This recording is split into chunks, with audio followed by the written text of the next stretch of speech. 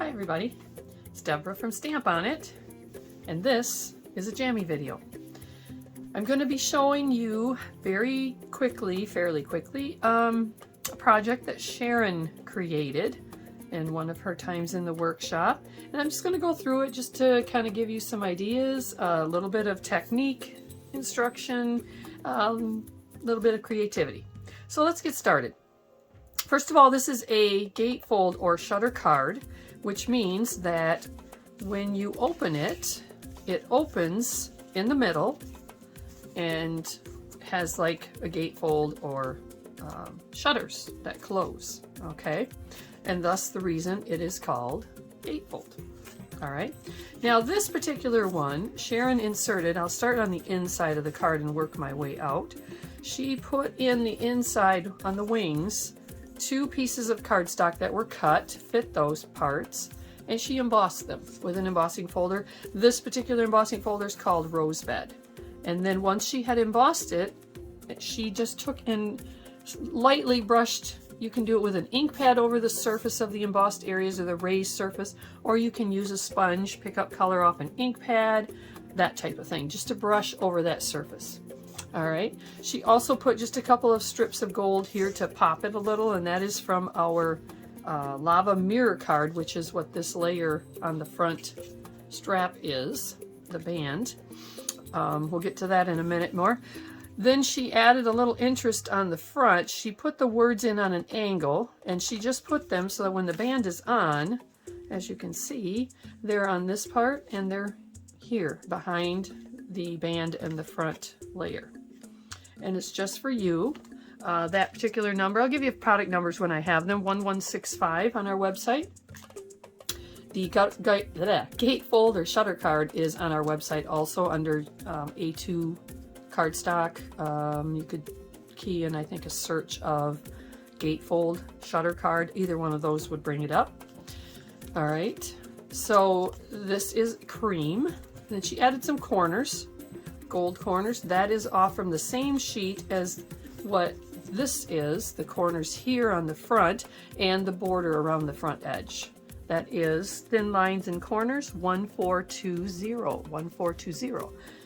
When she made the band and the front layers, this band is created out of a piece of the cream cardstock, same as what the card is made of. And she simply cut a strip, the width she wanted to work with, folded it to fit, so you would lay it behind the card, close your card, and then fold the strap over so that the 2 pieces overlap. You want them to have a little bit of an overlap on the back side so you can adhere them together. And you want that band, although be it you want it snug, you don't want it so tight that it doesn't want to slide over top. So make sure that you kind of think about that before you adhere it shut. You want to have a little give to it. All right.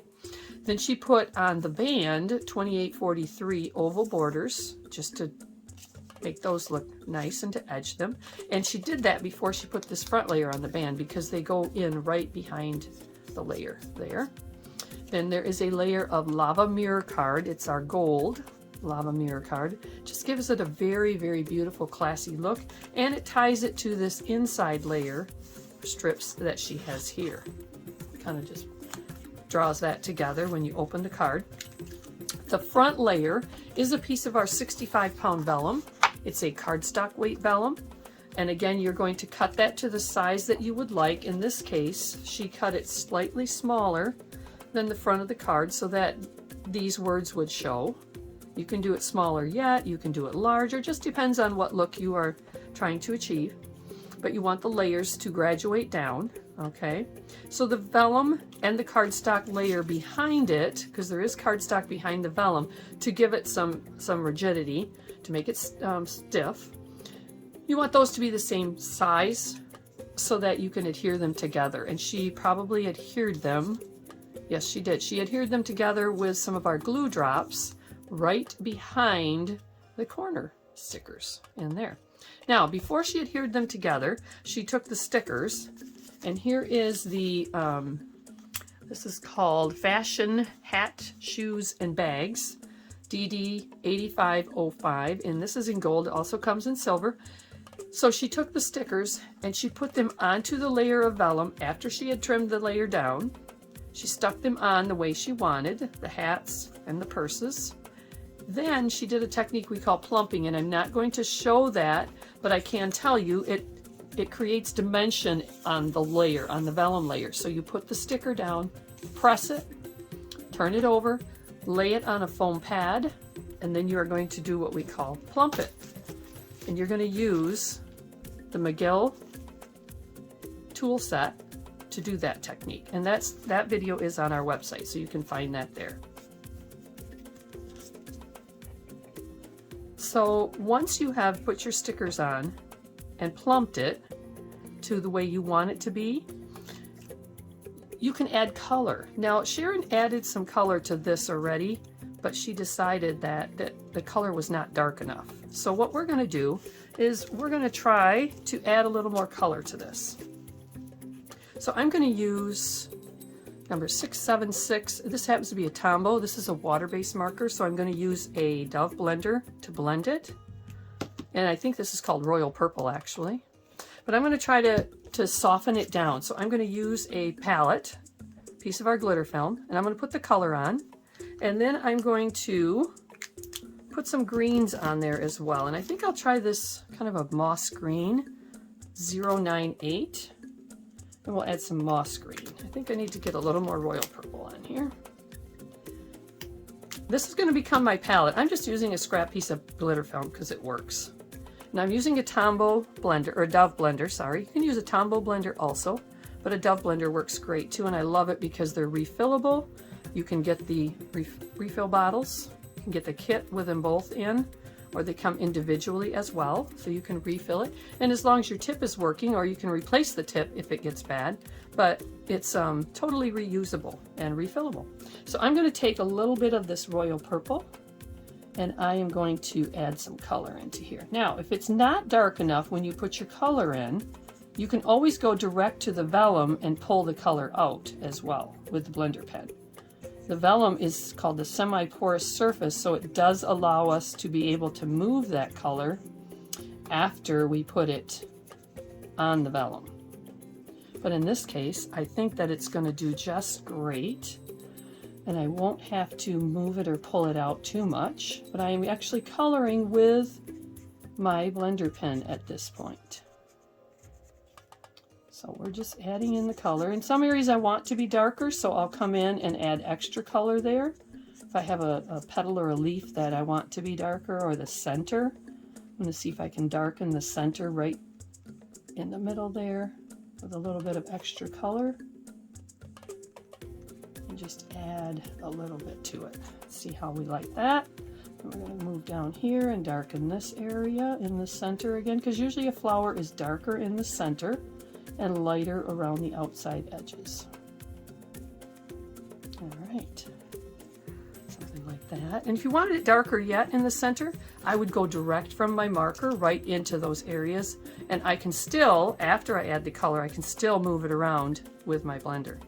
But look at how nice that is, just adding a little bit of color to those areas, the roses. That's all I'm going to do, just the roses. I'm not going to add it to the purses. I'm going to leave that as the really light mauve, but that just gives it a little extra pizzazz. Now, when you are going to clean your Dove blender, a lot of people kind of make the mistake of going like this on their cardstock or paper or scrap paper. Don't do that. Take the marker or the blender and roll it and pull it backwards until there's no more color in it. And doing that saves your tip. Now, you'll still see a little bit of color in the tip, but when I use it, it's no longer there. It's just clear blender fluid. So instead of scratching, pull the blender backwards and roll it. I call it a barrel roll across your scrap paper until it's clear, okay?